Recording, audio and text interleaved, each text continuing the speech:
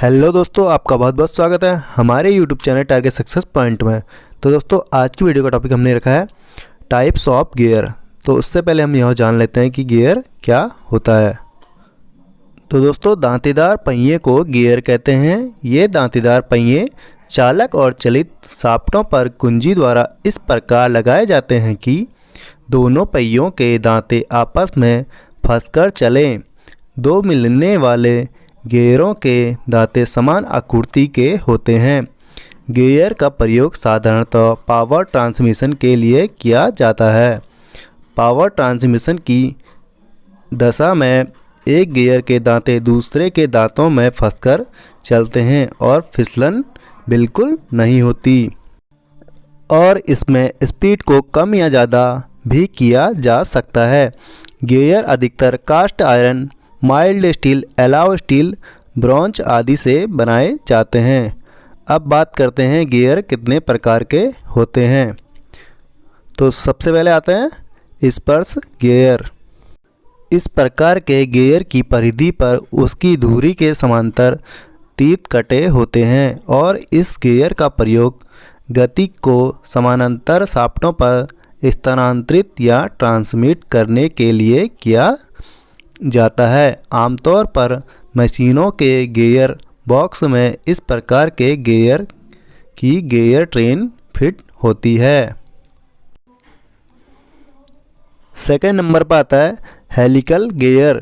इस प्रकार के गियर के तीत धुरी के समानांतर नहीं होते, बल्कि धुरी के साथ कोण बनाते हुए घुमावदार हेलिकल ग्रुप कटे होते हैं और इनका प्रयोग दो समांतर शाफ्टों पर हाई स्पीड और भारी भार के लिए गति ट्रांसमिट करने के लिए किया जाता है।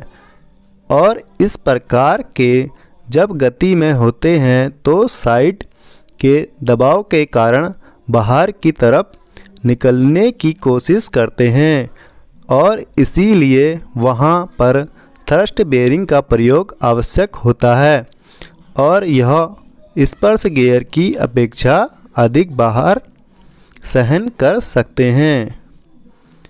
यह स्पर्श गियर की अपेक्षा अधिक भार सहन कर सकते हैं। नंबर 3 पे आते हैं हेरिंग बोन गियर। इसे डबल हेलिकल गियर भी कहते हैं।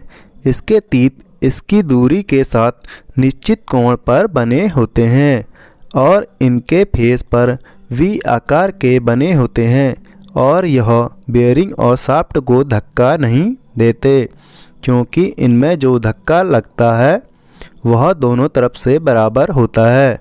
इनका प्रयोग भारी भार व अधिक गति के लिए किया जाता है।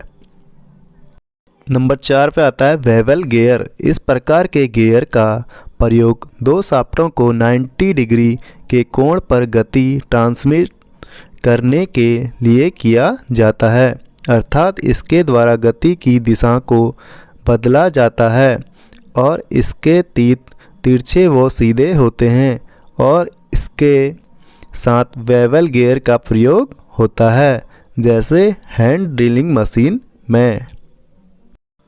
नंबर 5 पे आता है मिट्रे गियर। यह भी बेवल गियर है, लेकिन जो गरारियां हैं 90 डिग्री के कोण पर आपस में फिट होती हैं, अर्थात इसके जो तीत होते हैं 45 डिग्री के कोण पर बने होते हैं और दोनों गियर एक ही साइज के होते हैं। नंबर 6 पे आता है हाइपोइड गियर। यह भी बेवल गियर का रूप है। फ़र्क सिर्फ इतना है, इसके जो तीत होते हैं वह तिरछे लेकिन घुमावदार होते हैं, हेलिकल होते हैं और इसके साथ केवल हाइपोइड पिनियन का प्रयोग होता है और इसका प्रयोग भी गति को हॉरिजॉन्टल शाफ्ट से वर्टिकल में पहुंचाने के लिए किया जाता है, अर्थात यह भी गति परिवर्तन के लिए प्रयोग किए जाते हैं तथा इसकी शाफ्ट ऑफसेट होती है। 7वें नंबर पे आता है रैक और पिनियन गियर।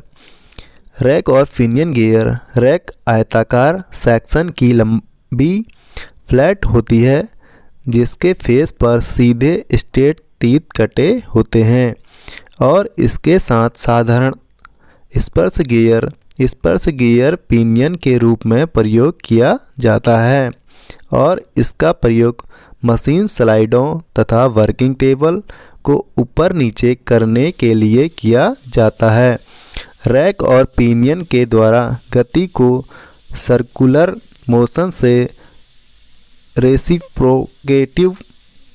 रेसिप्रोकेटिव मोशन में बदला जाता है, जैसे ड्रिल मशीन का वर्टिकल टेबल, लेथ मशीन का कैरिज इसी के द्वारा चलता है। 8वें नंबर पर आता है वार्म एवं वार्म व्हील। वार्म एक प्रकार की बेलनाकार रॉड होती है जिसके ऊपर चूड़ियाँ कटी होती है और इसके साथ मैश करने वाला गियर वार्म व्हील कहलाता है और इसका प्रयोग वहाँ किया जाता है जहाँ दो शाफ्टें आपस में क्रॉस करती है और इसमें गति को स्थानांतरित करना होता है। इसमें गति को क्रॉस ट्रांसमिट किया जाता है और इसके द्वारा गति को घटाया जाता है। इसका प्रयोग भार उठाने वाली मशीनों तथा इंडेक्सिंग हेड में किया जाता है।